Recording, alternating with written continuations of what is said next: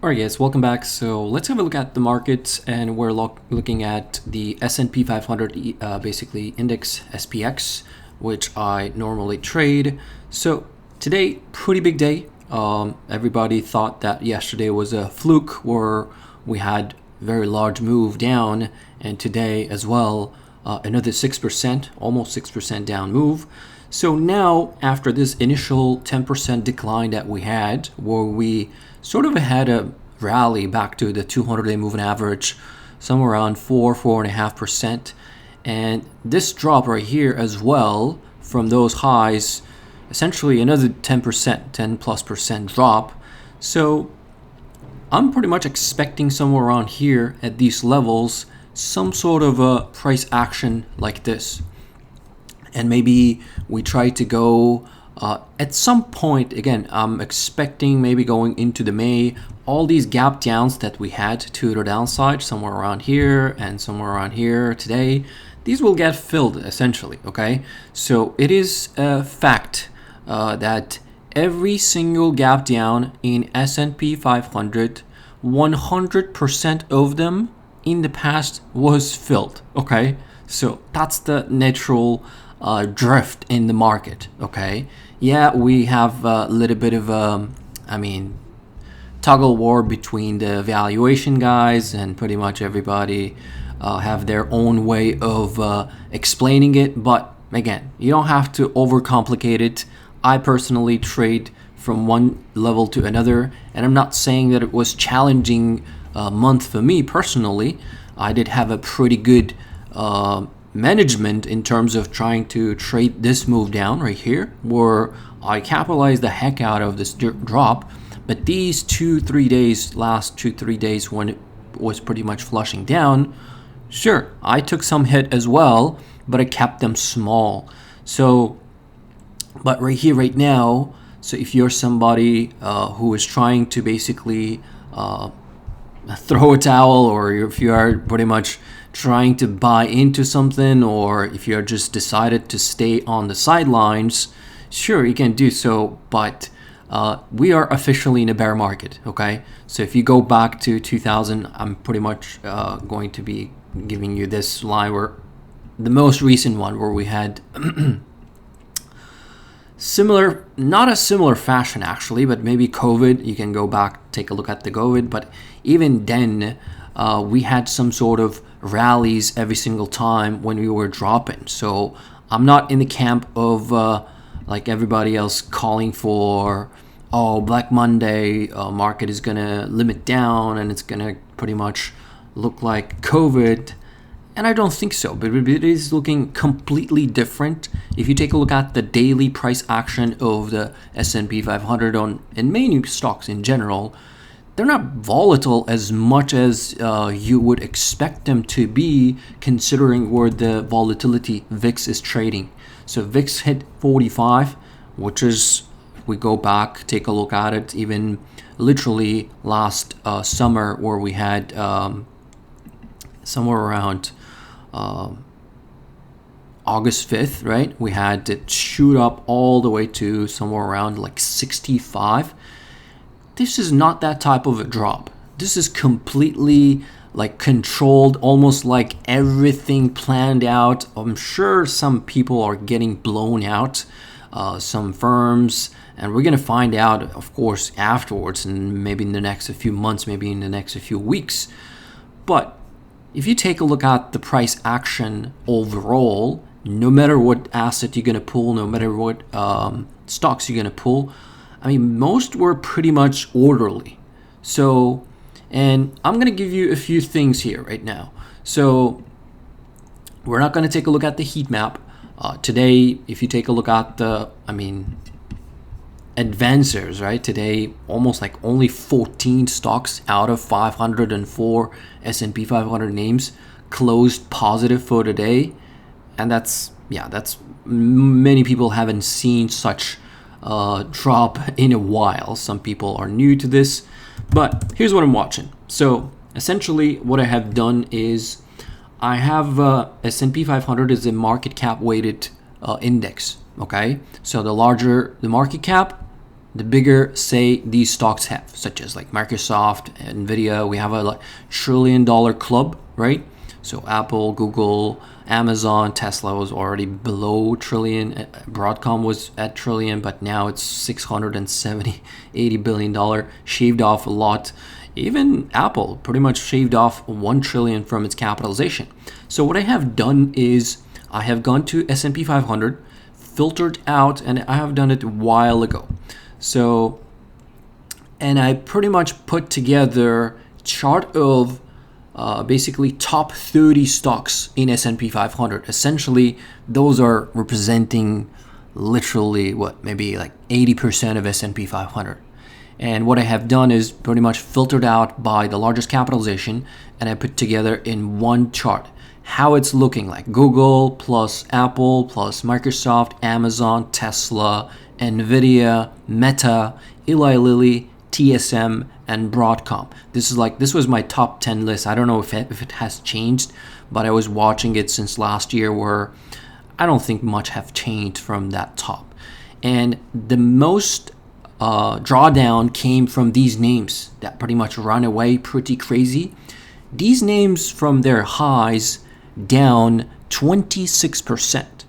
So S&P 500 as a whole is down somewhere around 17% from its highs. And then I have a second list where I have JP Morgan, Walmart, UNH, Visa, ExxonMobil, MasterCard, Procter & Gamble, Costco, Oracle, Home Depot, ASML, EBI. So these names are the second top 10. Essentially, these go into top 20, the largest capitalization stocks in S&P 500. These are only down 14%, meaning, these are some, of course, there are some staples in it. These are down 14%, meaning they're not basically down as much as index as a whole. Okay, 14%. So, and then we have third top 10. I'm pretty much gonna show you this top 30 capitalization stocks that I have put together in the chart, and they're all looking like pretty much super oversold. And I'm not saying that we might be finding the bottom. It could be local, relief bound somewhere around here. But these stocks, like third pack that I have, top Bank of America, Netflix, plus Coca-Cola, Merck, AstraZeneca, Chevron, CRM, Salesforce, AMD, Adobe, Toyota, Pepsi, TMO, and T-Mobile. These names, on the other hand, are down from their highs 17%, pretty much in line with the market. So by looking at this data, what I'm going to be looking at is essentially I'm going to be focusing on the tech side, where tech essentially is trading, wherever this tech is going to go, that's where we're going to go in overall market. Sure, we might tag that 20% level on S&P 500, but by looking at this top 10, the largest capitalization stocks that we have in the market, it is looking like we're near the support area. So this is 2800 level, where again, I'm not putting dollar valuation or anything. I'm just purely watching it as a chart, and that was very helpful for me to navigate the S&P 500 instead of looking at pulling up the heat map and just doing. Some people just go to Finviz. You can do so too. You can go to Finviz and just say, show me year-to-date performance. And if you just do that, this is one way of you can look at it. And if you take a look at it, look at the heat map. So this is year-to-date performance of S&P 500 as a heat map. You can do so too. The biggest, of course, Tesla, 40% down year-to-date. Nvidia, 29%. Broadcom. And if you take a look at the semiconductors, of course, I forgot to mention that one as well. But those are the ones that are getting deflated really hard. So essentially, the rest of the market could be just, I don't want to say okay, but they're relatively doing well. But it's just these AI related stocks, they were just overblown in the past. Same thing you can say regarding the industrial stocks because they were the ones benefiting a lot as well. So, and of course, I mean, cyclical names, I mean, sure, why not? Tesla, Amazon, Google, Meta. Meta is not actually down as much. So 13%, Microsoft 14%. So you can say that it is outperforming the S&P 500 because it's not down as much as S&P 500 as a whole.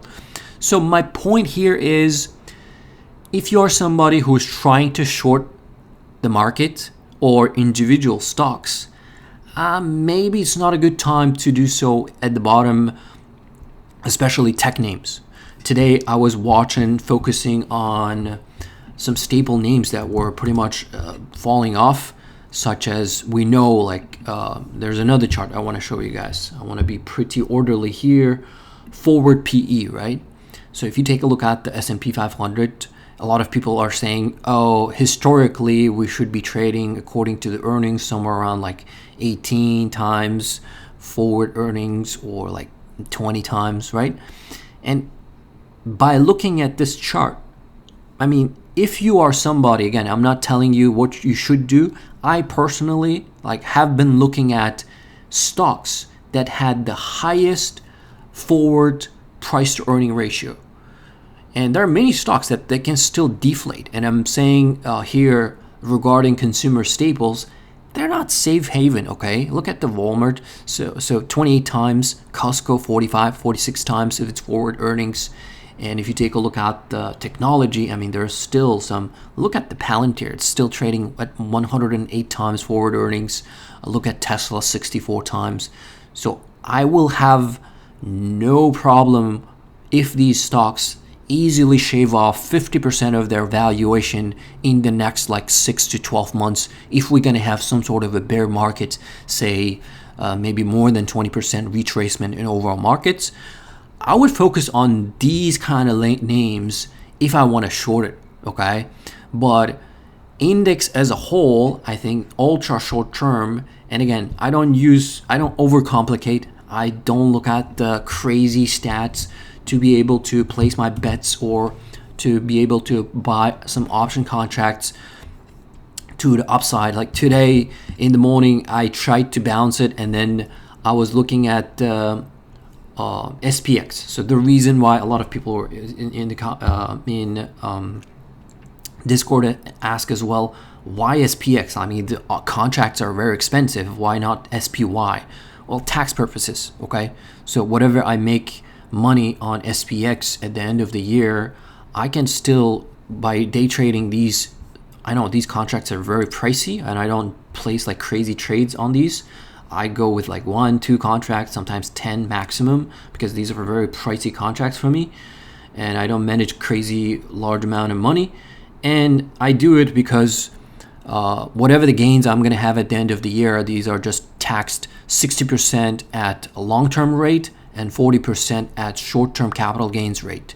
So you can do that homework yourself, but that's the only reason why I traded. So in the morning when I was placing bets, I mean, trying to bounce this market, thinking that, okay, we might have some sort of a relief bounce, and we did get that bounce. I didn't see much of a volume, not much people were betting. I was looking at option chain, daily, 0 day to expire, and pretty much the volume was crazy on the put side, and I didn't see much of a volume showing up until we had some sort of these rallies that we had. Again, I'm going to switch to 5-minute chart. After we had these little rallies in the day, then people started coming in. But I want to show you this. This is basically cheddar flow it was maybe 10 minutes before market close. Largest orders, again, these are not small orders, okay? This is big money coming in. That's why I keep an eye on both SPY flows, and overall there are many ETFs I keep an eye on. But look at these flows, these came in 10 minutes before market close. Of course, we closed at the lows, 51.80 call buying, 50, and put selling at 5,200 puts for June, 5,200 put call buying for June. Pretty much these were for August, and then somebody also bought here for $4.6 million. So the largest was standing out up until 2026 of March. 279 million order, 5,000 call, and almost another one, 4,925, 117 million. These are very, very large call buying, and you can see these were executed at the asking price, above asking price, and these were pretty bullish. So again, I'm not telling that this could be the bottom. Those could be people just trading it, okay? Those are just the funds that can just go in as soon as we have some sort of a relief bounce. They can just dump it. And here, my target basically, essentially, whatever the market is pricing into, if you take a look at yourself, come to option chain of the index. So in this case, we're looking at the S&P SPX. You can see for Monday, a lot of people are expecting crazy move. We're pretty much pricing 200-point move, 208-point move to the upside or to the downside. So somewhere, okay, we close at 50.75. So if you measure 208 points from here, that will put us somewhere around 48.50, give or take 48.60. 48.65 downside potential and upside potential somewhere around 5,200, 5270, I want to say 5285, 5280. So again, that's 4% move to the upside or downside. These are insane moves, and it doesn't mean that we have to move that much. You can also get pretty much volatility if people start selling puts and they start selling calls. I mean, volatility is going to contract. So the range is going to get tighter. And my guide is basically 2020 and last year, 2022, in terms of navigating how to trade. But I wouldn't expect like V-shaped recovery, which definitely can happen. Why not? But I would expect first some sort of like this price action where we had somewhere around March 11th, March 12th. You can see we had like tighter range, choppy, and then we tried to close positive for like couple days, and then we started going higher and made a lower high, and then we started going back up to test that 200-day moving average, and then we sold off. So something like this I'm expecting up until maybe option expiration of 17th March. And also we can have another situation where, sure, we might have couple days of a relief bounce. Say we go try to test somewhere around like 5,400. Very likely. I'm not discounting that we can go. Bear markets are known for face ripper rallies. And just because we dumped 10%, it doesn't mean we cannot go halfway up to this point and then resume the downward price action. So something like this can very well happen as well. I will be super open-minded, and I'm super open-minded when it comes to trading these setups where essentially I'm not bearish. If I want to go short some stocks, I will definitely go pick some individual names that I think have a lot more downside, such as like Staples started cracking today.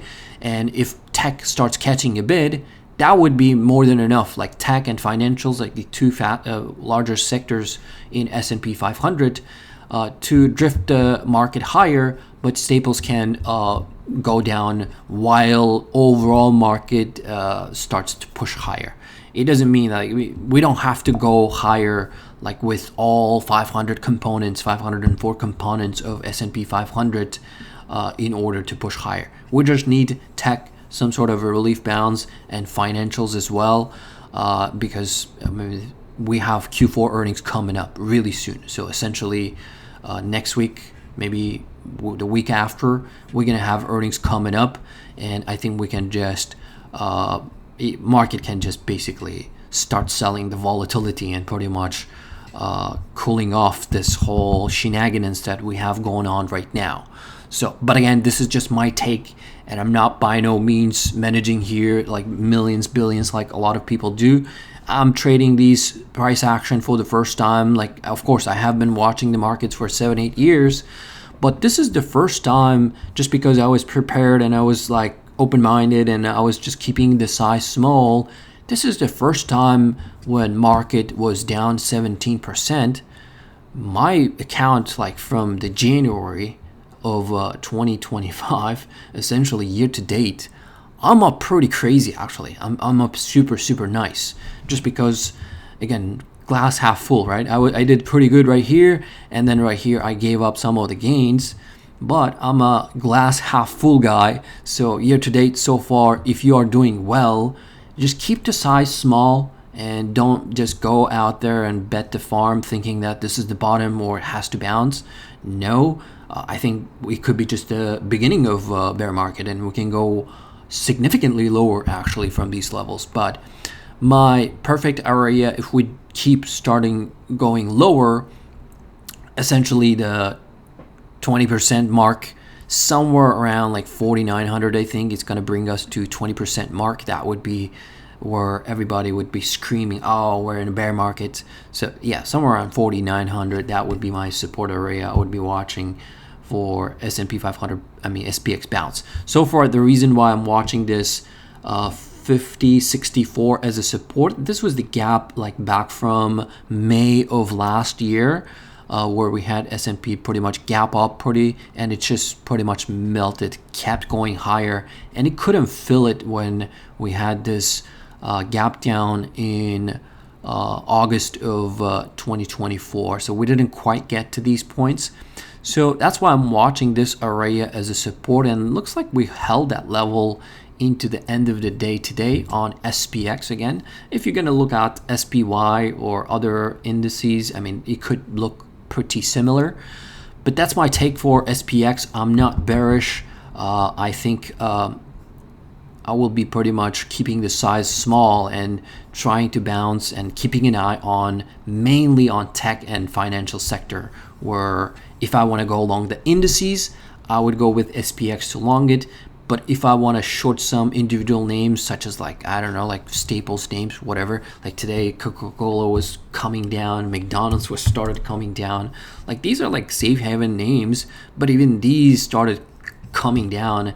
And if these have more, they might have more downside to go if they start going lower, especially after people getting margin called and pretty much they're forced to sell these stocks, not because they are wanting to sell these stocks, it's just pretty much getting liquidated. This could be it. So today people could have just gotten liquidated. Same thing with gold. I think gold can pull back a little bit more.